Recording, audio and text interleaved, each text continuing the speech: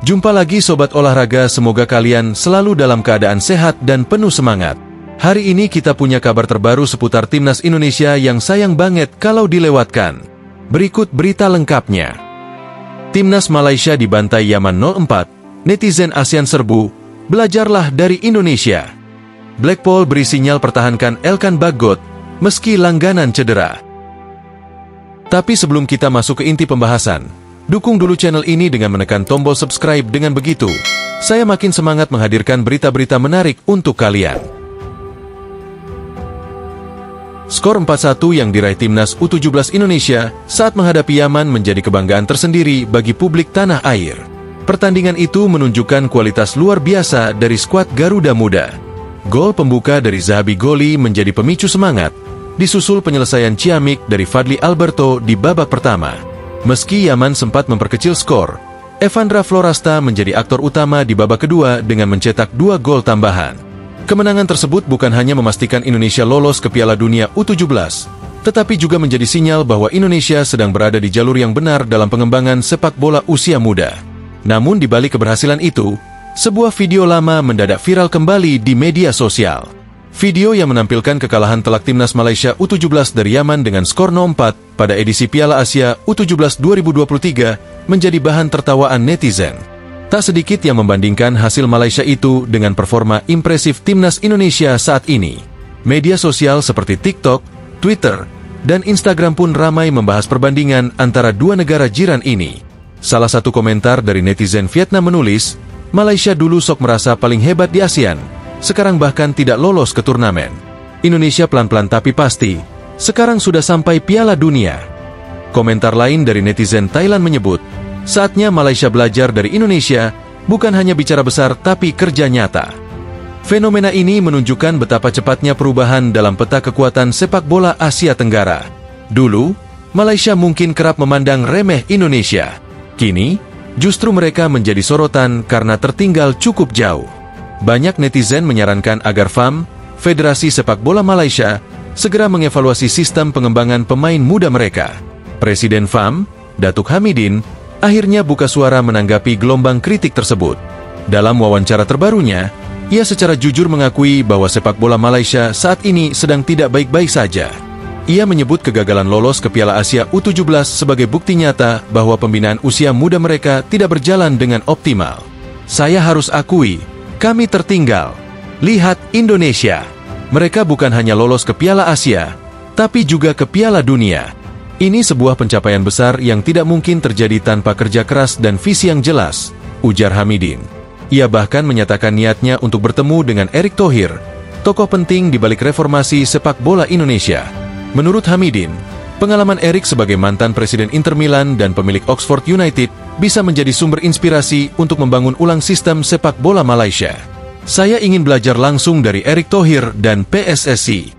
Mereka telah menunjukkan bahwa sepak bola bisa maju jika dikelola dengan strategi yang tepat.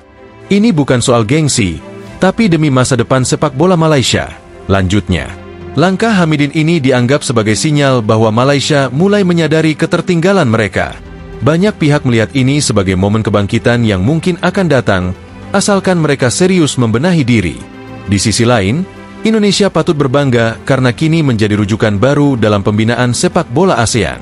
Ironisnya, saat Indonesia tengah mempersiapkan diri untuk menghadapi Afghanistan dalam laga terakhir fase grup Piala Asia U17, Malaysia hanya bisa menonton dari layar kaca. Mereka tak punya kesempatan untuk membuktikan diri karena gagal di tahap kualifikasi. Kondisi ini memperlihatkan betapa pentingnya konsistensi dan kerja jangka panjang. Timnas U17 Indonesia, yang dulunya dianggap sebelah mata, kini menjadi pusat perhatian karena kerja keras dan pembinaan yang terarah. Sementara Malaysia, yang dulu sering sesumbar soal kejayaan mereka, kini harus menelan pil pahit karena terlalu cepat berpuas diri.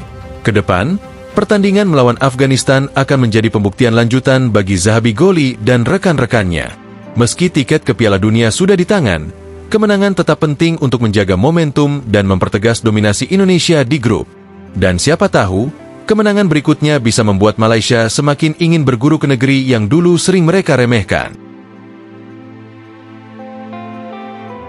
Blackpool beri sinyal pertahankan Elkan Bagot, meski langganan cedera. Kondisi fisik Elkan Bagot memang masih jauh dari kata ideal musim ini. Namun siapa sangka, di tengah badai cedera yang terus datang silih berganti, muncul kabar mengejutkan dari pelatih Blackpool, Steve Bruce.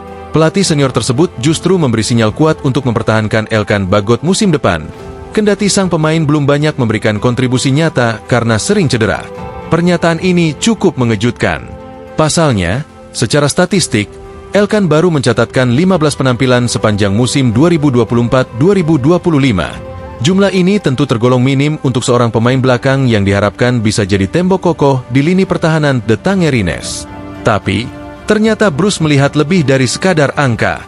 Ia menilai ada potensi besar dalam diri Elkan, terutama dalam jangka panjang. Dalam sebuah sesi konferensi pers usai latihan, Steve Bruce mengatakan bahwa dirinya cukup puas dengan performa para pemain muda yang dipinjamkan ke klub, termasuk Elkan. Bahkan, Bruce tak menutup kemungkinan untuk mempertahankan beberapa nama muda tersebut di musim depan. Ia menyebut bahwa mereka tidak hanya memberikan warna dalam latihan, tetapi juga menunjukkan mentalitas yang positif, meski tak selalu berkontribusi di lapangan karena cedera. Beberapa dari mereka bermain cukup bagus.